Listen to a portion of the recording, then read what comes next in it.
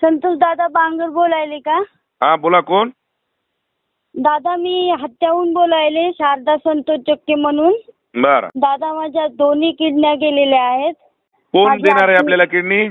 आजी आजी आजी. पण ट्रान्सप्लांट साठी दादा पैसे नाही तो. करतो बेटा, करतो. काय जे खर्च लागत असेल मी बघतो, काळजी करू नको. तुमचे पाय धुवून पिते दादा, तुमच्या घरी भांडे घासतील मी दादा. जिंदगीभर दादा, फक्त मला जीवनदान द्या दादा.